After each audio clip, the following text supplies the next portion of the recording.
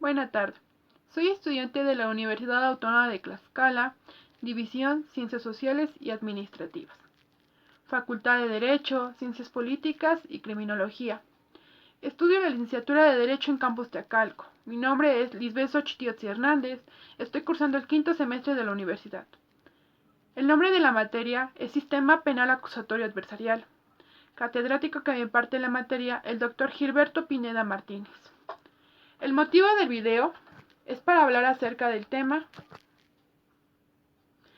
de las principales penas infamáticas por el sistema judicial de la Santa Inquisición, que son hasta mediados del siglo XVIII. Bien, la Santa Inquisición se da por toda acusación que dada a un inicio a un proceso inquisitorial tenía como objetivo el castigo mediante la imposición de una pena. Estas penas tenían unas características y unos fines muy particulares, como son la ejemplaridad, el utilitarismo, el oportunismo y la arbitrariedad. Con la ejecución de la pena se producía una publicidad que servía como ejemplo y escarmiento, en que éste servía como medio de intimidatorio cuya consecuencia inmediata era la prevención de futuros delitos heréticos. La ejemplaridad se reflejaba en actos como la celebración de los autos de fe, así se llamaban, en que era la ejecución de la pena de muerte en la hoguera, siendo así la vergüenza pública, los azotes, la exhumación y también era de los ejeres difuntos, en que sí era la exhumación de los huesos.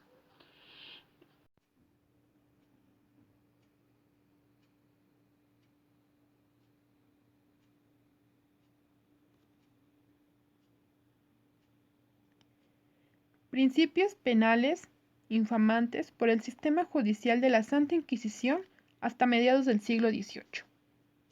Pena ordinaria. El castigo era la pena de muerte por su naturaleza. Esta pena se reservaba para el declarado hereje formal en España y en Sicilia. La pena era muerte a fuego, pero otros reinos seguían las establecidas por sus leyes particulares. Solo cuando se trataban de herejes, pertinaces, impenitentes y convictos, la ley ordenaba quemarlos vivos. En este caso, los herejes eran empleados a la justicia seglar, que era la encargada de ejecutar la pena en un acto público y ejemplizante. En el caso de que la hereje fuese mujer embarazada, quedaba momentáneamente exenta de ser castigada hasta después de dar a luz. Relajación al brazo secular. Pena de muerte. Base en que el tribunal no condenaba a nadie a muerte, pues hacía lo posible por salvarlo, que era fin principal. Y cuando no lograba el arrepentimiento del inculpado, no le quedaba más remedio que entregarlo al brazo secular, para que la autoridad civil lo ajusticiara conforme a las leyes civiles. Para ser estrictos, el Tribunal del Santo Oficio no condenaba directamente a muerte a ningún reo.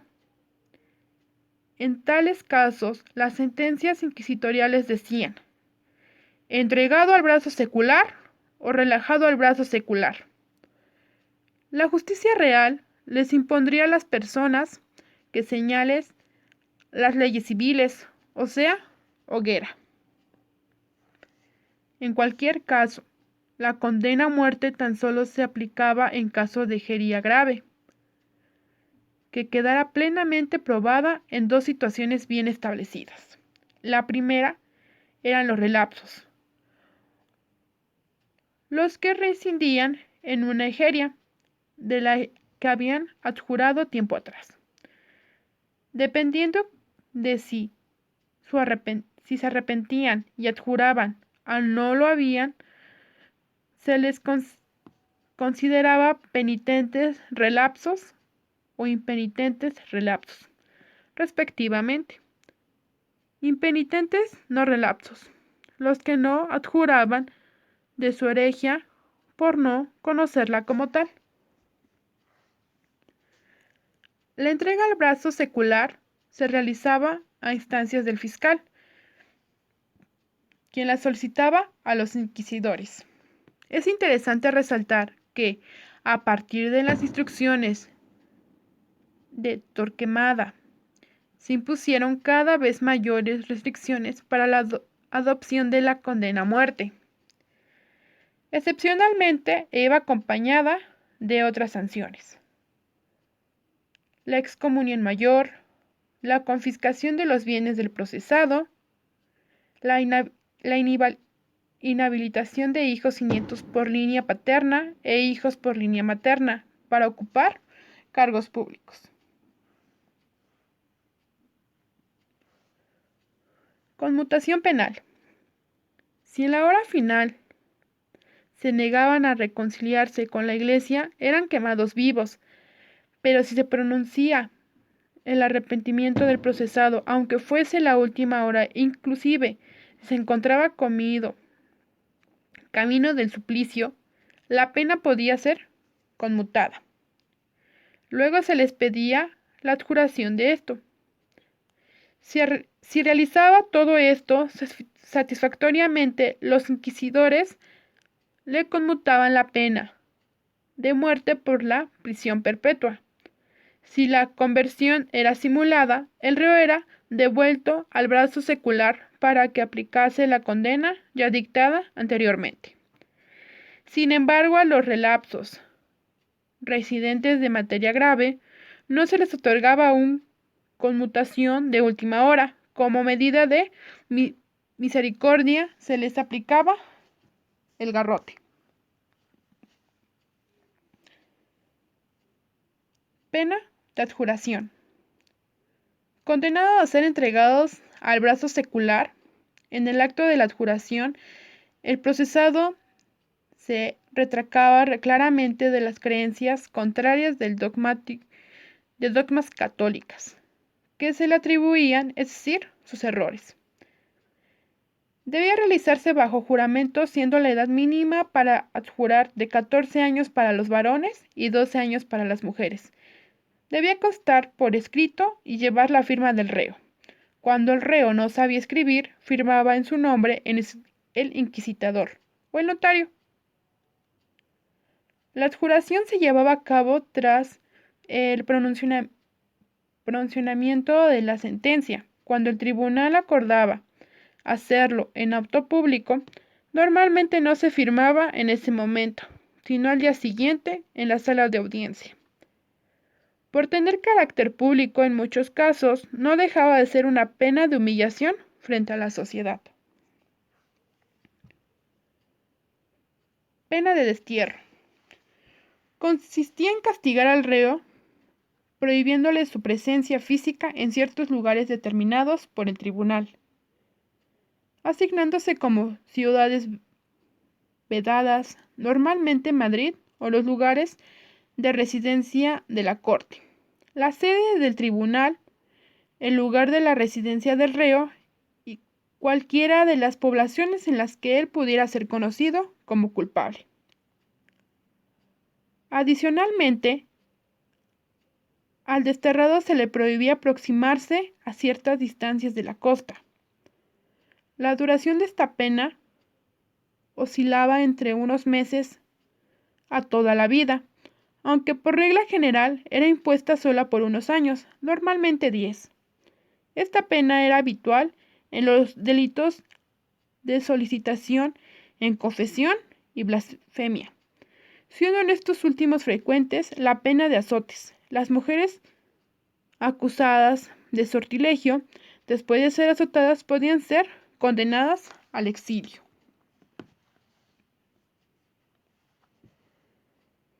Pena de cárcel. Primeramente hay que resaltar que la pena de prisión no tenía nada que ver con los internamientos de las celdas secretas, que eran cárceles preventivas que se utilizaban solamente durante el proceso y que deben su nombre a que en ellas el reo permanecía incomunicado hasta el dictado de su respectiva sentencia. El tribunal utilizaba para el cumplimiento de sus sentencias las denominadas celdas públicas o de penitencia. En cárcel lo hacían por lo común en régimen abierto, de modo que podían salir y entrar de día libremente, simplemente observando algunas reglas básicas. La cárcel perpetua en la práctica no duraba más de 8 años, la cárcel por tiempo definido. Régimen penitenciario indulgente.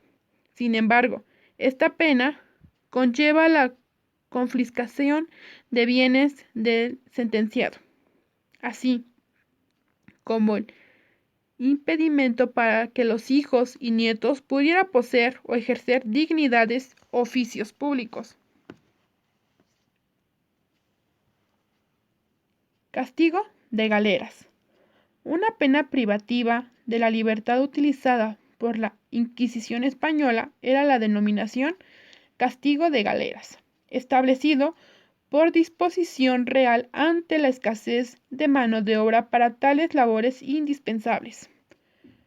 La duración de la pena era arbitraria, al igual que las otras, dependiendo del delito cometido. Las mayores de 70 años, los clérigos y las mujeres, si el reo mostraba un estado físico que descongenaba el castigo de galeras, se recurría a la opción de un médico. El servicio en galeras era de notable dureza y dejó de emplearse a mediados del siglo XVIII.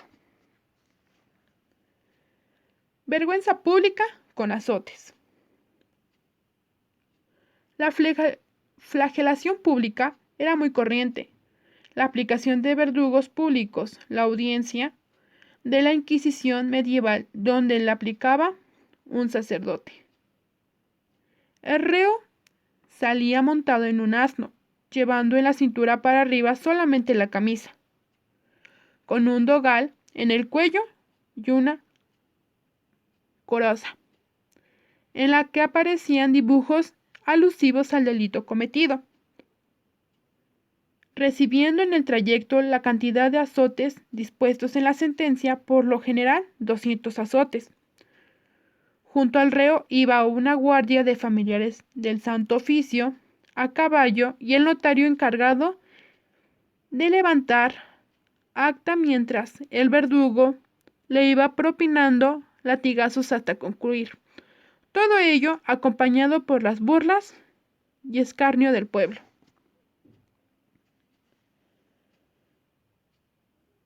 Vergüenza pública sin azotes.